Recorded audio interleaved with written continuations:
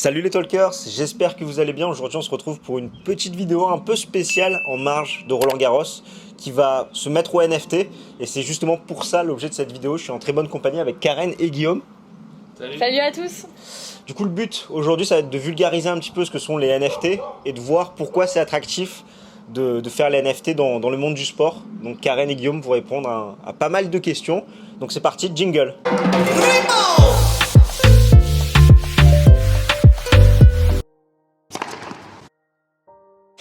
Salut à toutes et tous. Du coup, merci Constantin de nous inviter sur ta chaîne. On est hyper contents et je crois que je suis encore plus contente parce que j'ai joué au tennis pendant des années. C'est vraiment le sport qui m'a le plus passionnée. Je me souviens encore de la fois où Rafael Nadal m'a fait la bise. Je pense que je l'oublierai jamais et justement, j'aurais bien aimé avoir un NFT ce jour-là.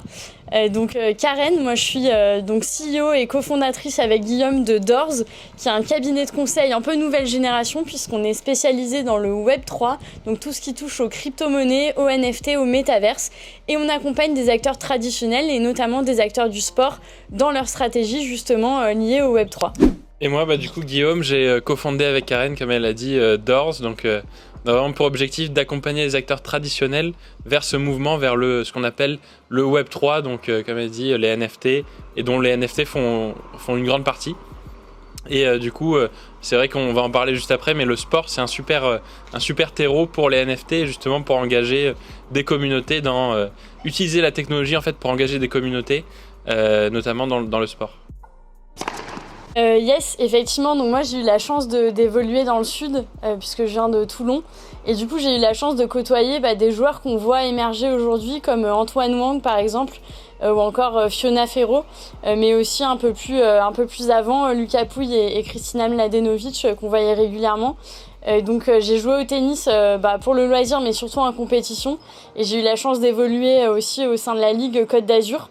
Et après une blessure, du coup, j'ai arrêté en tout cas les compétitions, mais j'ai jamais arrêté le tennis. C'est vraiment un sport qui me passionne et qui continue de me passionner aujourd'hui. Du coup, peut-être juste avant de parler des NFT en détail, on refait rapidement un petit historique, puisque le cas d'usage que vous connaissez sans doute tous, c'est les crypto-monnaies. Et notamment Bitcoin. Donc quand on parle de NFT, en fait, c'est basé sur la technologie blockchain, qui est la même technologie utilisée pour les crypto-monnaies. Et du coup, les crypto-monnaies, vous voyez globalement ce que c'est. Donc c'est tout ce qui va être Bitcoin, Ethereum, Solana et d'autres, qui permettent de s'échanger de pair à pair sans organe central, donc sans banque. Et si on regarde maintenant du côté des NFT, c'est ce qu'on appelle un actif unique, un actif numérique unique. On l'a connu d'abord dans le monde de l'art. Vous avez sans doute vu passer il y a un an de ça, en mars 2021, Beeple, qui a vendu une œuvre d'art à 69 millions de dollars. Et donc dans le monde de l'art, c'était assez facile à comprendre parce que c'est vraiment la notion de propriété numérique. C'est le fait de pouvoir avoir une œuvre unique qui a un certificat de propriété et qui, pour être revendue, doit obligatoirement revendre son certificat de propriété. Et donc maintenant, si on va dans le monde du sport, et Guillaume va vous l'expliquer plus en détail, on voit que finalement les NFT vont pouvoir être des représentations de plein de choses, des cartes de joueurs. On a vu le lancement de Sorare par exemple dans le monde de foot. Ça peut être des points de fidélité, ça peut être des NFT de moments comme dans le Super Bowl, mais ça peut être plein d'autres choses liées au gaming ou au métaverse par exemple. Ouais, et peut-être juste du coup pour continuer dans le sens, c'est essayer de donner une définition vraiment claire en fait et donner quelque chose de concret. Moi, ce qui m'a marqué en fait dans le NFT, je pense que c'est la question qu'il faut se poser quand on se dit au final c'est quoi un NFT. La question c'est est-ce que vous détenez en fait est-ce que tu détiens un objet dans le monde numérique en fait. Et ça en fait, quand tu te poses la question, tu te rends compte que avant les NFT, en fait, t'étais jamais propriétaire d'un objet dans le monde numérique. Donc je sais pas, ça peut être bête, mais aujourd'hui, dans le monde physique, tu es propriétaire d'un téléphone, tu peux être propriétaire d'une maison, tu peux être propriétaire d'une voiture, tu peux être propriétaire de plein de choses, d'une chaise, de n'importe quoi. Et en fait, le NFT permet d'être vraiment propriétaire d'un objet dans le monde numérique.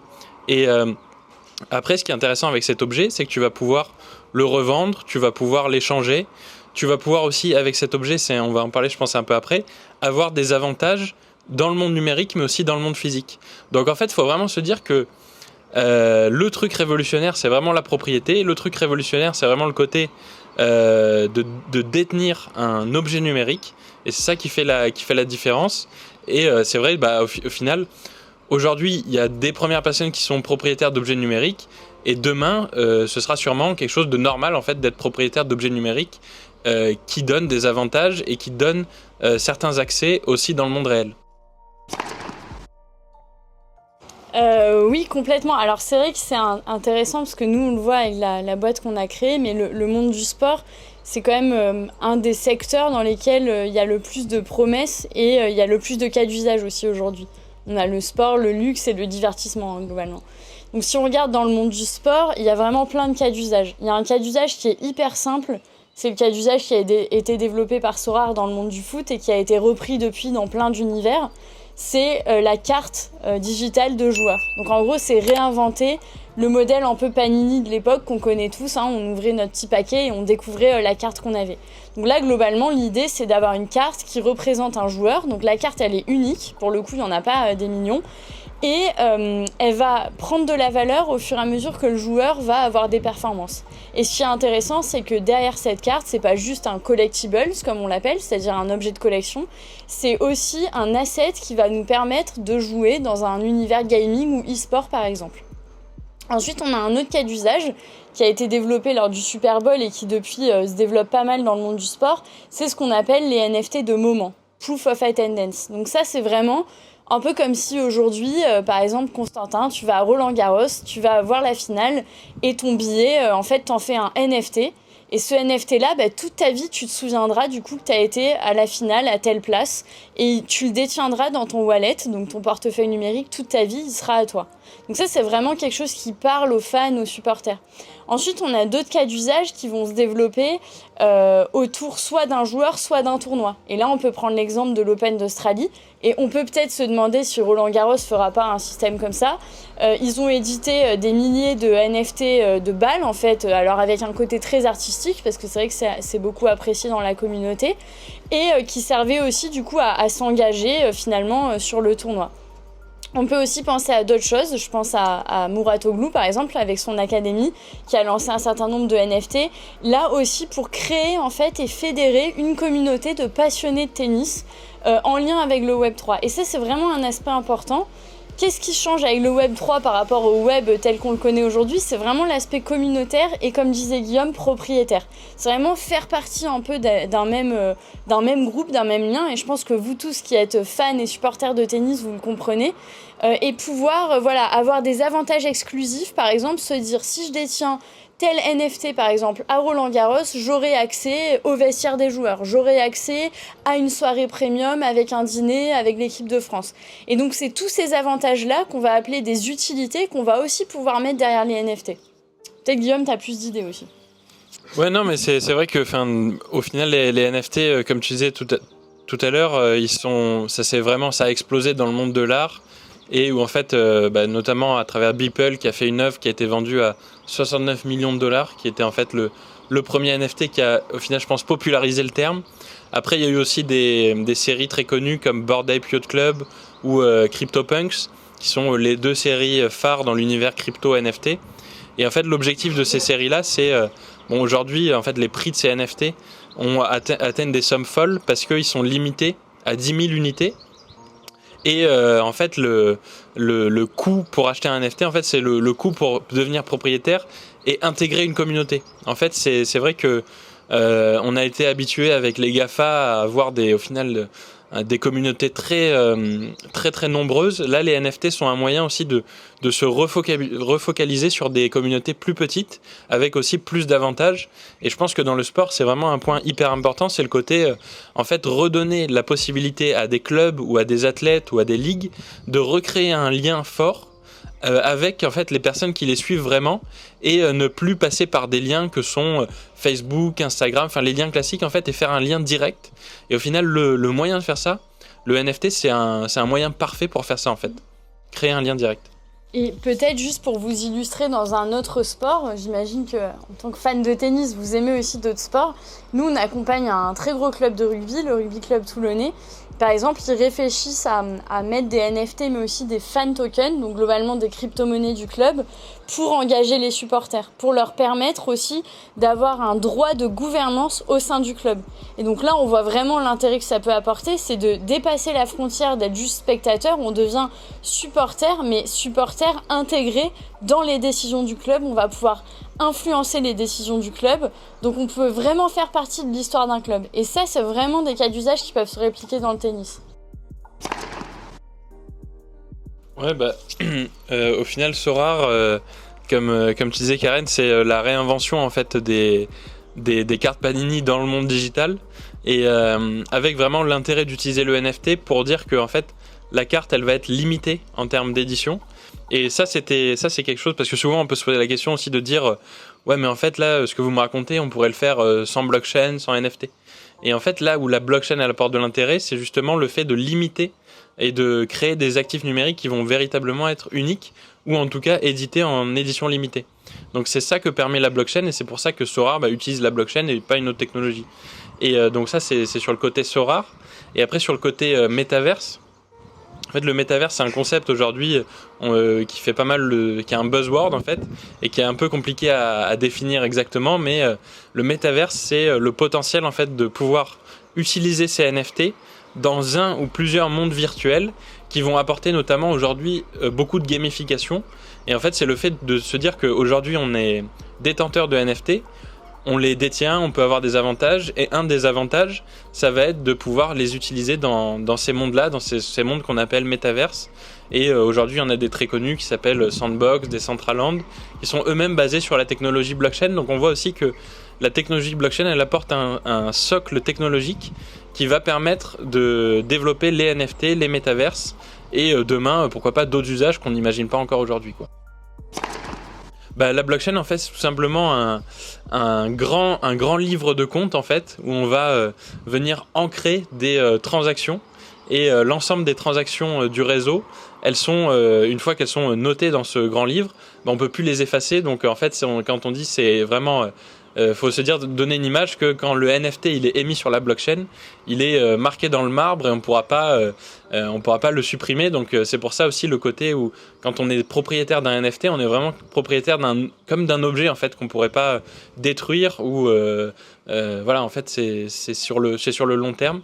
Et la blockchain aussi, il y a un aspect important, c'est que c'est décentralisé, contrairement aux technologies et aujourd'hui à l'internet centralisé avec notamment les GAFA et d'autres sociétés. Là, l'objectif, c'est vraiment de recréer un monde décentralisé où chacun a une place importante à jouer, et notamment, vous avez entendu parler sûrement du minage sur la blockchain qui est décentralisé. Et en fait, aujourd'hui, chacun peut télécharger un bout de la blockchain et le faire marcher sur son ordinateur pour être partie prenante en fait du réseau, et recréer un réseau où en fait les gens se font confiance, non plus à travers des acteurs tiers, mais grâce à la technologie qui va être au milieu.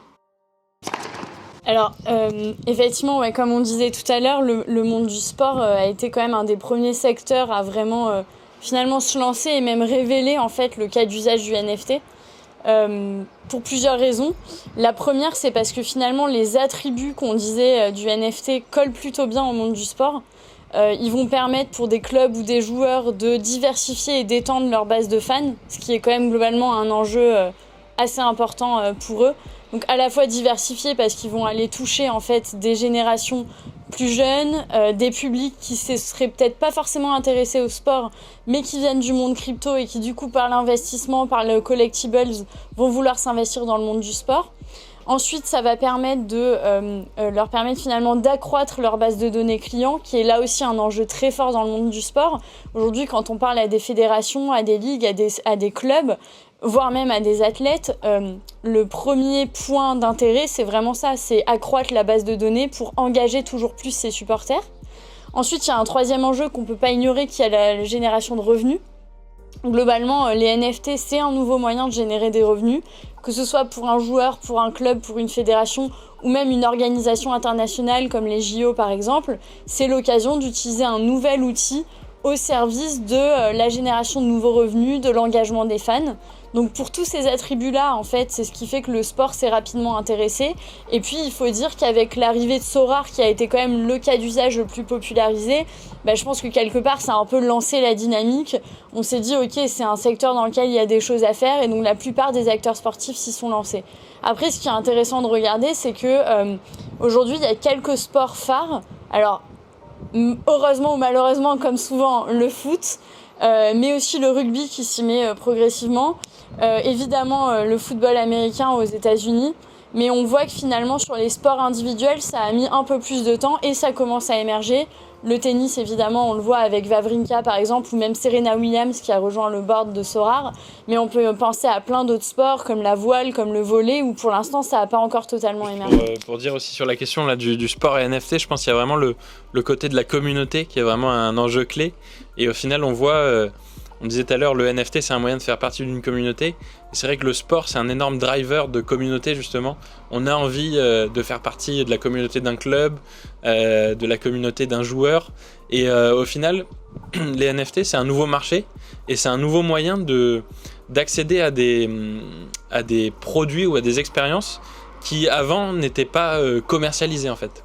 Avant, c'était peut-être par des jeux concours ou par des choses comme ça, mais... il n'y avait pas vraiment le moyen d'être vraiment au plus proche d'un joueur, au plus proche d'un club. Et là, le NFT, c'est véritablement un moyen d'être propriétaire d'un objet qui donne accès à ces choses-là et au fait d'être dans une communauté. Par exemple, le fait de pouvoir aller, j'en sais rien, moi, faire un match avec Wawrinka ou Federer. Au final, on se dit que pour un fan, ça n'a pas de prix. Et ça pouvait être que le fait d'un concours de circonstances. Aujourd'hui, au final, c'est une possibilité qui est donnée aux fans d'aller plus loin dans son expérience et de pas juste aller plus loin en achetant un ticket. Et au final, une fois que l'événement il est passé, on aura peut-être payé plus de 1 000 € pour assister à une finale. Et puis après, au final, c'était génial sur le moment, mais après, au final, on n'en retire rien sur le long terme. Là, c'est aussi l'intérêt justement d'avoir un objet qui est dans un wallet numérique et qu'on va conserver au final toute sa vie. Et on pourra se redire dans quelques années, j'étais présent et peut-être que justement une fois que l'athlète il aura vu au fil de quelques années qui sont ses plus grands supporters, qui sont ses plus grands fans, ou alors les clubs, ils pourront accéder et regarder sur la blockchain en fait qui sont ceux qui détiennent ces NFT et leur dire au final, vous qui nous suivez depuis tant de nombre d'années, on vous offre des expériences exclusives. Et ça, c'est aussi une nouveauté aussi pour les clubs et pour les athlètes de pouvoir voir en fait qui sont véritablement leurs plus grands fans et de pouvoir les récompenser. Peut-être juste pour conclure sur cette partie, je pense qu'il est important de retenir, c'est qu'avec ce qu'on appelle le Web 3, qui englobe tout ce qu'on explique depuis tout à l'heure, et notamment les NFT et le métaverse, c'est l'occasion de passer globalement de spectateur à acteur, en fait. Et ça, je pense que pour des fans, c'est la plus belle chose qui puisse arriver, c'est hyper compréhensible, et finalement pour des clubs, des athlètes aussi, parce qu'ils cherchent vraiment ce lien-là, comment créer toujours plus de fan expérience et engager des fans. Ouais, non, je peux parler de... en fait, l'autre... dans le sport, il y a Sorare et il y a aussi NBA Top Shot. Donc là, c'est aux États-Unis. Et en fait, là, les NFT, c'est pas des cartes de joueurs, mais ce sont vraiment des moments vidéo. Et en fait, c'est de dire que par le NFT, on va pouvoir devenir propriétaire de moments vidéo qui sont édités à des éditions très limitées, en fait, par exemple. Et il y en a certains qui sont uniques.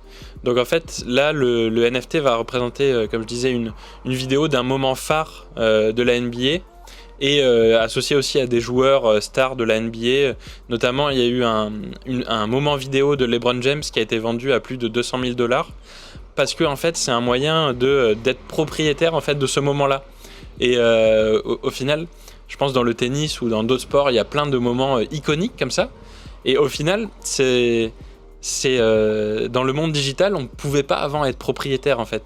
Au final, c'était des droits d'image, mais au final, tout le monde pouvait voir la vidéo, mais personne ne pouvait se l'approprier.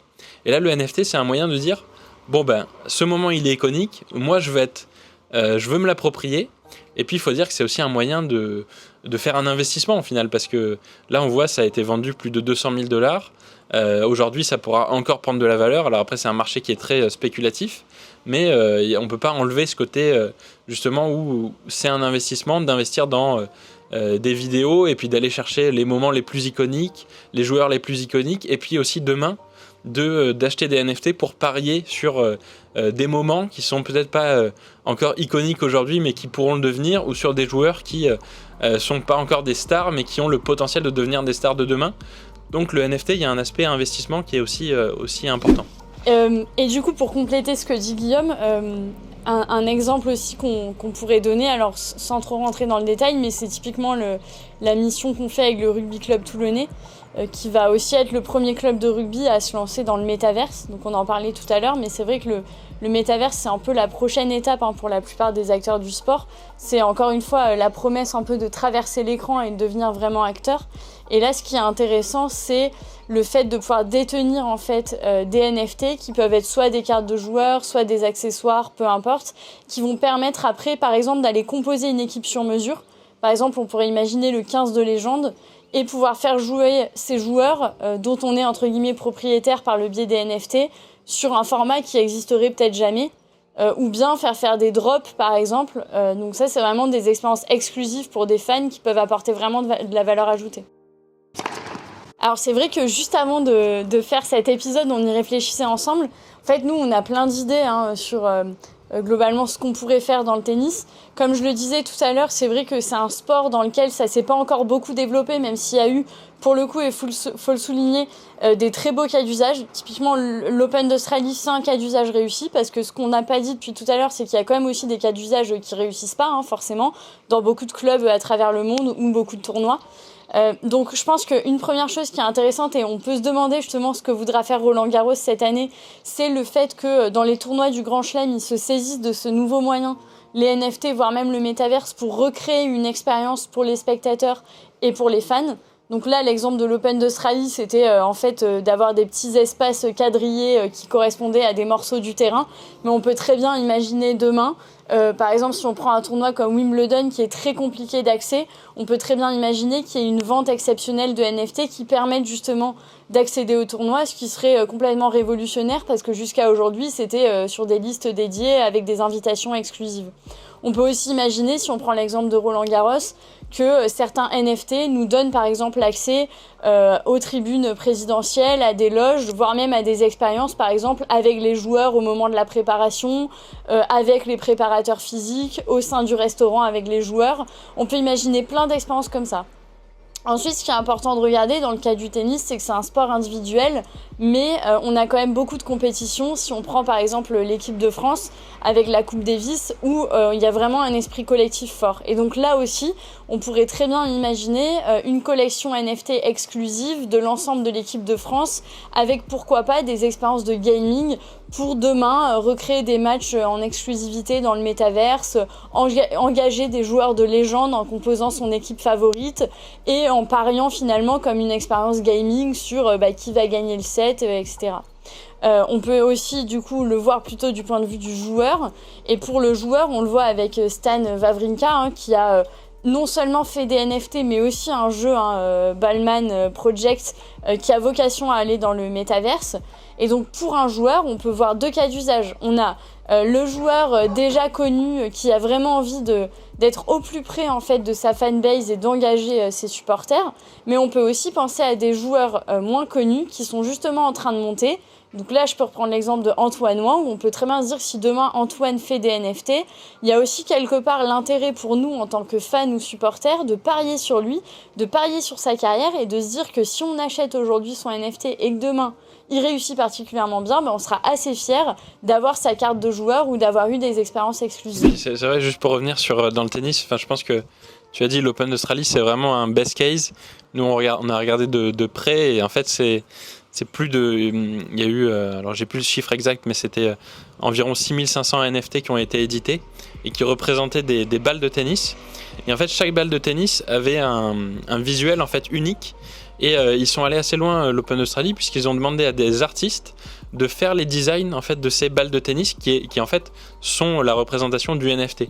Et en fait, ce qui est intéressant, parce que dans le NFT, il y a un côté artistique aussi, c'est le monde de l'art a été très précurseur sur les NFT, donc il y a un côté où on veut être propriétaire d'un objet qu'on serait aussi content, pourquoi pas, de mettre en valeur, même, j'en sais rien, chez soi, sur un cadre numérique. Donc il y a le côté artistique qui est important, l'Open d'Australie l'a fait, et il y a un côté hyper important aussi, c'est l'utilité. Et après, ça, Karen l'a dit, ils étaient allés très loin dans l'utilité sur le fait de, en fait, chaque balle était associée à une partie du terrain et en fait, en fonction des points gagnants qui étaient joués, les propriétaires de NFT pouvaient avoir l'occasion après de recevoir en physique les véritables balles du tournoi associées aux points gagnants qui ont été marqués lors du tournoi.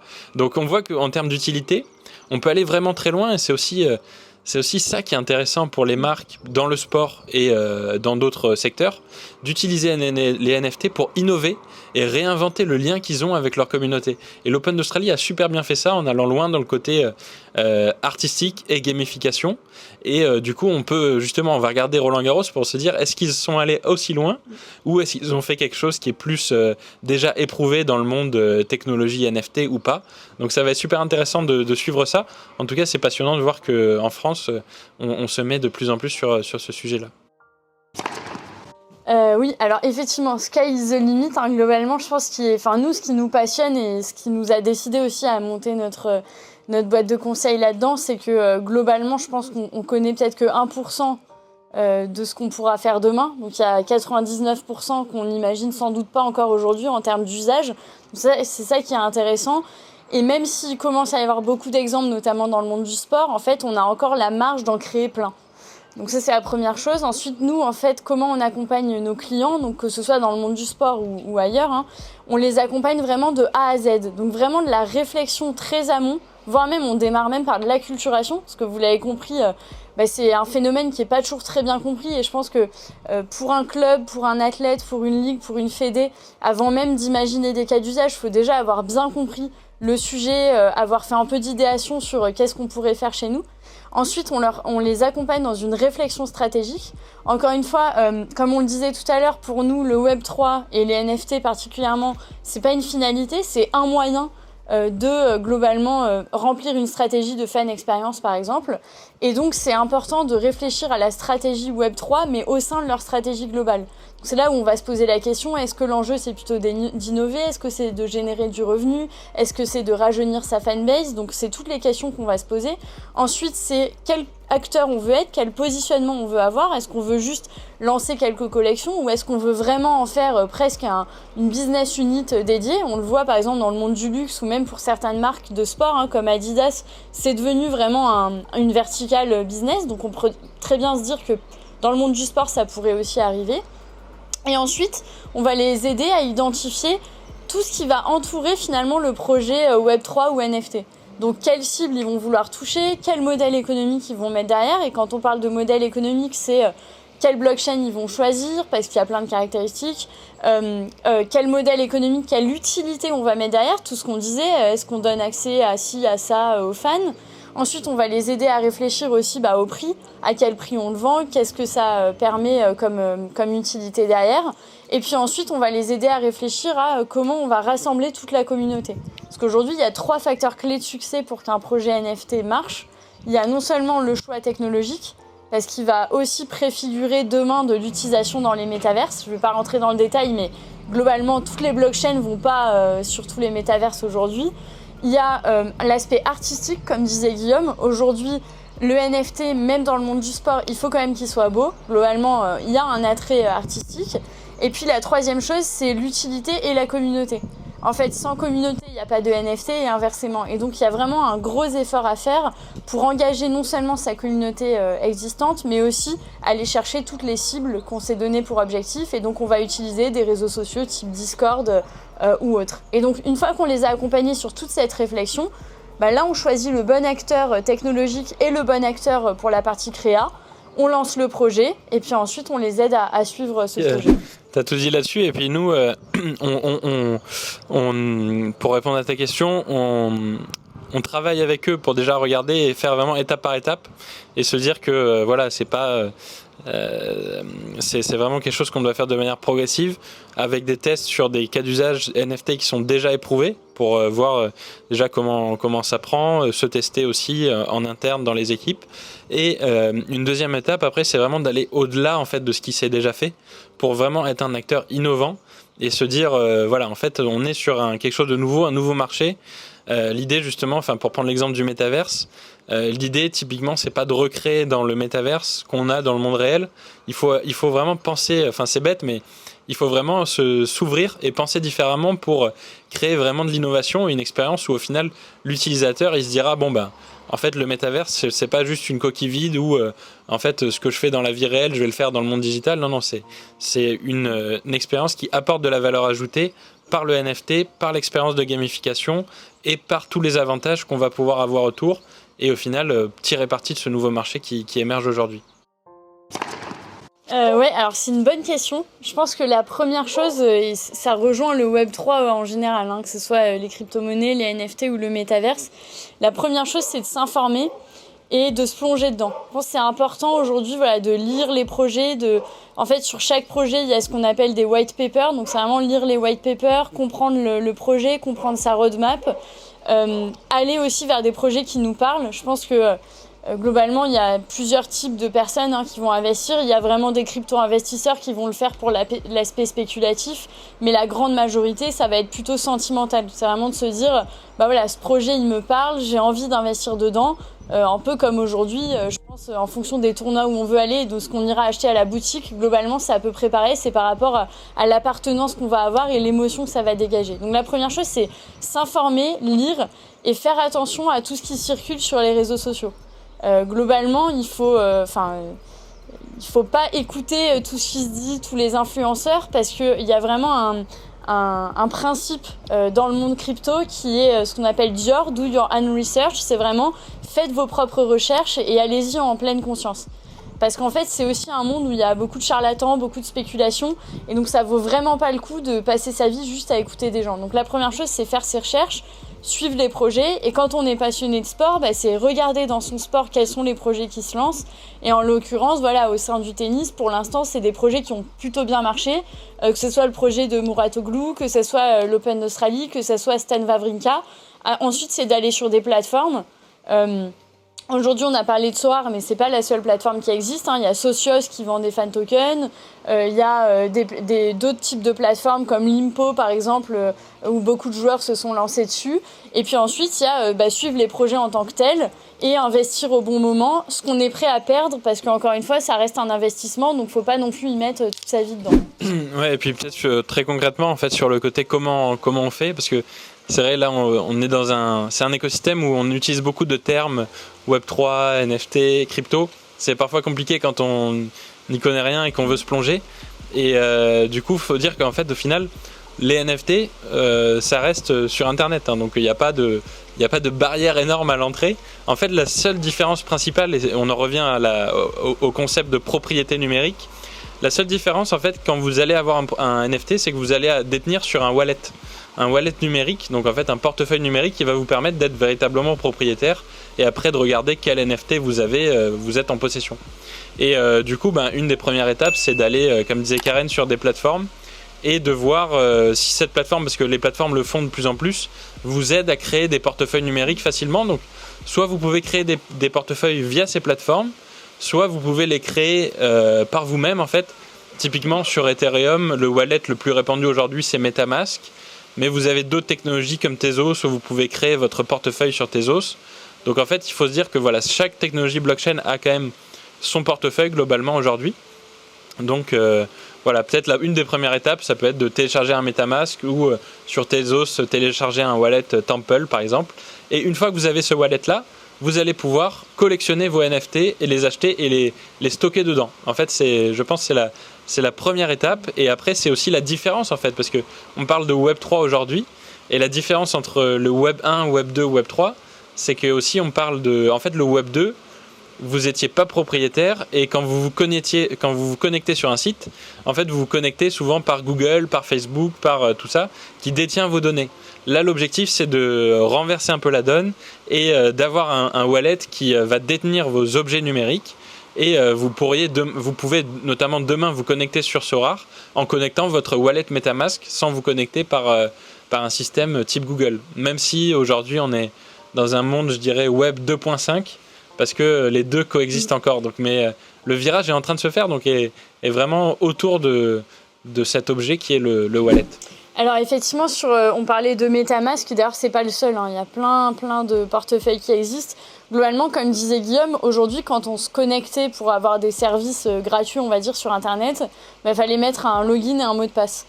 Là, en fait, dans le Web3, comme on le dit, on passe plus par ce type de plateforme. Notre identité numérique, elle devient portée par un wallet qui est un portefeuille numérique. Un peu de la même manière que vous baladez avec votre portefeuille dans lequel vous avez votre carte d'identité et vos cartes bleues, aujourd'hui, pour accéder à des crypto-monnaies, des NFT et aller dans le métaverse, il suffit d'avoir un wallet et MetaMask en fait partie. Donc en fait, globalement, c'est une application qui est aussi disponible sur un ordinateur, mais aussi sur un téléphone, sur lequel vous allez rentrer vos informations. Vous allez avoir un code unique avec une phrase à ne jamais oublier, notez-la bien, et qui vous permettra à chaque fois de vous connecter avec votre propre ID sans jamais être sur une plateforme. Et c'est un peu le point de départ pour après aller investir dans des NFT ou autres. Et globalement, la majorité des plateformes qui se lancent, comme disait Guillaume, Sorare, mais aussi d'autres, vont se baser là-dessus. Mais pour garantir aussi plus d'accessibilité et plus de démocratisation, il y en a de plus en plus qui permettent aussi, par exemple, d'acheter en euros ou en dollars et pas forcément que en crypto, pour permettre aussi de permettre au plus grand nombre d'y accéder. Et du coup, sur ta deuxième question, c'est un vrai sujet. C'est vrai que il y a eu tellement de hype autour des crypto-milliardaires, autour de l'œuvre de Beeple vendue très cher, qu'on s'est dit que c'était un milieu un peu intouchable. En fait, c'est pas forcément le cas. Ça l'est dans certains cas. Hein. Par exemple, la collection Bored Ape Yacht Club, c'est des milliers, voire des millions d'euros globalement. Mais aujourd'hui, justement, dans le monde du sport, un des enjeux, c'est de permettre au plus grand nombre d'y accéder. Donc je vais vous donner 2 exemples. Si on prend les fan tokens, par exemple, qui sont faits par Socios, aujourd'hui, quand ils sortent un fan token d'un club, en général, le prix, c'est 2 €. Donc on voit que c'est plutôt accessible. C'est même finalement plutôt assez simple d'aller investir. Et c'est déjà un premier pas. Quand on prend les NFT, ce qu'on voit aussi dans les best cases, nous on étudie pas mal ce qui a marché, ce qui n'a pas marché, c'est que ça marche pas si on met des prix qui sont trop élevés et qu'on met que des prix chers. Ce qui marche bien, c'est d'avoir une fourchette assez large, avec un début peut-être entre 20, 50 et 100 €, et après évidemment des cartes qui peuvent monter beaucoup plus cher. Mais ce qui est important de retenir, c'est que globalement, il n'y a pas besoin d'être très riche pour investir. Par contre, ce qui est intéressant, c'est qu'il y a 2 marchés. Il y a le premier marché sur lequel vous allez investir, et ensuite il y a ce qu'on appelle le second marché, et c'est là où en fait Sorare par exemple fait des prix qui montent en flèche. C'est parce que tout simplement, par exemple, vous investissez dans une carte de joueur, même un joueur de tennis, vous l'investissez 25 €, si le joueur il fait que gagner, il gagne tous les grands chelems, peut-être que demain la carte vous allez pouvoir la revendre 1 000 €. Et donc c'est comme ça aussi que les prix peuvent augmenter, parce que forcément à chaque fois que vous allez revendre, si les performances sont au rendez-vous, la carte va pouvoir monter. Donc en résumé, c'est assez accessible, ça dépend des collections, mais le vrai enjeu aujourd'hui pour les acteurs du sport, c'est quand même de le rendre accessible. Peut-être pour répondre sur la deuxième question, sur la partie au final, comment on fait pour se lancer, accéder. Et alors oui, je pense qu'il y a un point important, c'est le côté où vraiment ceux qui vont faire des NFT, ils vont vouloir récompenser leur communauté. Et il y a notamment un concept dans le monde des NFT qui s'appelle la whitelist. Donc en fait, un peu je crois dans le tennis, il y a un truc de whitelist pour les joueurs. Mais là, c'est les gens qui vont être investis dans la communauté au début du projet. Et en fait, ils vont pouvoir se positionner en avance au moment où les NFT vont être vendus. Souvent, c'est des ventes qui sont très rapides. Normalement, une collection NFT qui a été bien réalisée, la vente, elle se fait en quelques heures ou voire quelques minutes. Et du coup, vu qu'il y aura beaucoup de demandes, en fait, les gens qui seront investis au début pourront se positionner en avance en fait, pour acheter les NFT et s'assurer d'en être propriétaire. Et en fait, il y a un phénomène où, vu que les NFT sont souvent, tout le temps même, limités, que ce soit 2000 unités, 5000 unités, 10 000 unités, le fait qu'il y ait beaucoup plus de demandes par rapport à l'offre qui est limitée va faire que dès le début, en fait, dès la mise en vente du NFT, si la collection elle a été encore une fois bien réalisée et qu'il y a beaucoup d'engouement autour du projet, en fait, à partir du moment où on achète le NFT, sa valeur, elle peut faire x5, x10. Donc, en fait, les gens qui auront été au début du projet, même s'ils achètent un NFT 100 €, s'il est mis en vente à ce prix-là, s'il y a beaucoup de demandes, on peut voir des prix qui vont monter à 1000, 2000 €, voire plus pour des NFT. Donc c'est aussi ce côté investisseur et un petit peu joueur de poker qui fait le propriétaire du NFT. Donc il y a cette partie-là, mais c'est vrai que si on se positionne assez tôt, au final, ça peut être un bon moyen d'investir aussi. Ouais, je pense que, comme je disais tout à l'heure, au final, tout est possible au final, mais peut-être pour donner des grands axes, je pense le NFT, ce qui va permettre, c'est vraiment le premier axe, c'est construire des communautés vraiment engagées. Ça, c'est le premier axe, donc ça, on va sûrement voir des choses se développer là-dessus. Le deuxième point, c'est réinventer le fan engagement. Vraiment réinventer les expériences autour du tennis qu'on peut vivre en tant que fan et qui peut-être aujourd'hui sont réservées à ce qu'on appelle un peu les célébrités ou les gens qui ont des accès par d'autres moyens. Donc ça, c'est réinventer cet aspect-là. Et puis aussi, le troisième axe, c'est créer de nouvelles économies en fait. Créer de nouvelles économies par le NFT, parce que c'est vrai, comme on disait, pour rentrer, ça a un certain coût, que ce soit à partir de 50, 100 euros, ou même après qu'on aille sur des milliers d'euros pour certaines collections NFT. Mais c'est un nouveau modèle économique aussi qui permet de, même si on doit investir un petit peu au début, de récupérer aussi des revenus en fait, et de générer du revenu, notamment dans ce qu'on appelle le play to earn, c'est-à-dire les jeux qui permettent aussi après par le fait qu'on ait les NFT, récolter des crypto-monnaies et générer du revenu aussi par son engagement. Donc voilà les trois axes. Ouais, je pense que dans les années à venir, ce qui est sûr, c'est que nous, on a la conviction que ça va devenir la norme. En fait, globalement, un peu comme aujourd'hui, même pour un fan de tennis, on va sur les réseaux sociaux, on suit ses joueurs favoris, on va faire signer notre balle à la fin du match. Demain, on aura nos NFT de moment et on pourra faire jouer nos joueurs favoris dans le métaverse. Après, je pense sur ce qui paraît évident à développer dans le tennis, c'est, je pense premièrement le fait de communiquer et valoriser ce sport. En fait, je pense qu'une des vertus aussi du Web3, c'est de casser les frontières. Et donc, c'est de faire émerger aussi et de faire rayonner peut-être des disciplines qui se voyaient moins que d'autres. Et globalement, je pense que le tennis a tout à gagner dans cet écosystème-là, à être en fait à la même place que des sports comme le foot ou autres, parce que c'est des sports qui sont populaires et appréciés de tout le monde. Ensuite, c'est l'occasion, comme disait Guillaume, de vraiment engager les fans. Et moi, je vois vraiment le côté aussi, en tant que fan, s'engager derrière aussi des jeunes générations, des jeunes joueurs, vraiment parier sur leur réussite, ce qui se fait pas trop aujourd'hui. Aujourd'hui, c'est quand même compliqué de suivre des joueurs qui sont pas encore forcément tous sur le circuit pro, qui font encore quelques tournois régionaux. Les NFT pourraient permettre ça. Ensuite aussi, c'est de fédérer cette communauté tennis. Tu vois, Constantin, toi, tu as une super communauté. On pourrait très bien imaginer des NFT ou des tokens pour ta communauté pour permettre à tout le monde de continuer vraiment à s'engager au sein de la chaîne et d'avoir des avantages exclusifs. Et moi, je crois beaucoup au métaverse. Je pense que c'est vraiment un nouvel environnement. En fait, c'est un peu un nouveau terrain de jeu, finalement, dans lequel on va pouvoir aussi s'épanouir et faire jouer plein de gens autour des valeurs du tennis. Et puis, il y a un côté aussi sympa autour des légendes. Je pense qu'on est tous attachés aux légendes.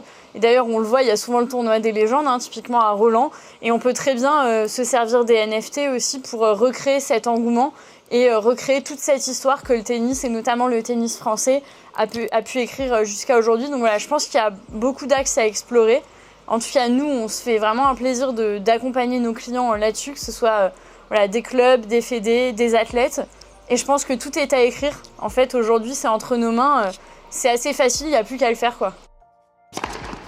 Yes, alors du coup, il y a ta chaîne, mais maintenant c'est fait.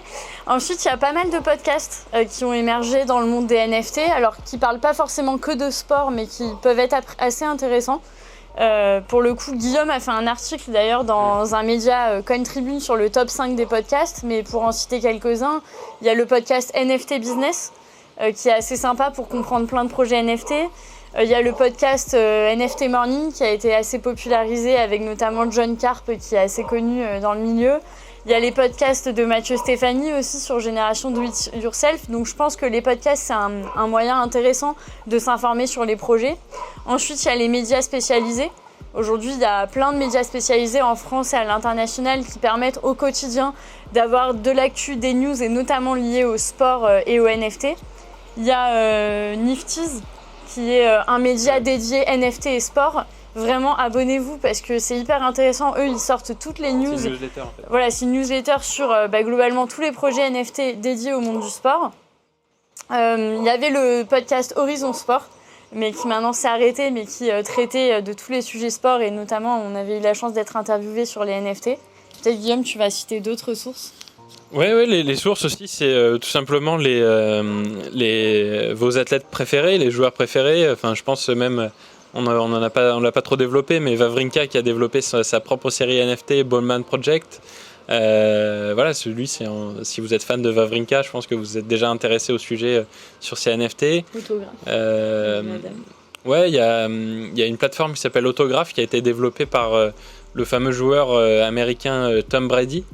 Donc qui est super connu, qui est une véritable star aux États-Unis, et lui il a fait sa propre plateforme NFT pour mettre en avant les athlètes, et dessus il y a je sais pas s'il y a Nadal encore, mais en tout cas il y a Tiger Woods qui est dessus, il y a lui, il y a je crois il y a une joueuse de tennis, Naomi j'ai plus le nom, Osaka, ouais. Et voilà, qui est dessus, donc c'est aussi des moyens, voilà, les plateformes spécialisées sport, c'est aussi un moyen de se tenir au courant, parce que c'est des plateformes où justement les NFT, vous avez compris, ça marche comme des collections en fait, un peu comme des collections presque de vêtements. Et quand vous êtes sur ces plateformes, vous allez pouvoir avoir accès à les nouvelles collections qui sortent de manière très régulière. Et évidemment, n'hésitez pas à nous suivre Doors Web3 Consulting, parce que vous verrez tous les projets qu'on accompagne et qu'on sort régulièrement. En 30 secondes, je dirais que les NFT, c'est le nouveau moyen d'être propriétaire à l'ère du numérique, ce qui n'était jamais arrivé jusque-là, et du coup de réinventer toute l'expérience de fan pour passer de fan dans son canapé à acteur aux côtés de ses joueurs préférés ou de ses clubs préférés. C'est vrai que 30 secondes, c'est pas évident, mais je l'ai fait. Je dirais vraiment... j'aimais bien le truc de Sora, je crois, c'est Sora qui dit ça, c'est own your sport. Tu vois, c'est vraiment ça. Être propriétaire de son sport et être au contact, quoi, en fait. Être au contact par le NFT au final. Et juste rapidement, là, sur les 30 secondes qui restent, le côté où au final on dit souvent que la technologie NFT et le métaverse, les gens en ont peur parce qu'on a l'impression qu'on met trop la technologie au cœur de notre vie. Au final, moi je le vois vraiment différemment, comme au final un moyen de recréer du lien et de remettre l'humain au cœur, en fait. Et ça, on a peut-être du mal encore aujourd'hui à le comprendre, mais pour moi, c'est vraiment le message que je veux faire passer aujourd'hui, c'est ça, c'est utiliser la techno pour recréer de la confiance, recréer du lien et être vraiment au cœur du sport et au contact des athlètes. Bon voilà, l'interview touche à sa fin. Je pense que vous en avez appris un petit peu plus sur les NFT, le monde du sport, pourquoi c'est attractif et pourquoi c'est l'avenir. N'hésitez pas dans les commentaires à poser toutes vos questions. Karen et Guillaume se feront une grande joie d'y répondre. Et comme d'habitude, le petit pouce bleu, l'abonnement, ça fait plaisir. Et nous, on se retrouve très très vite, notamment pour parler de Roland Garros. D'ici là, portez-vous bien. Ciao, ciao tout le monde. Merci à tous. Salut.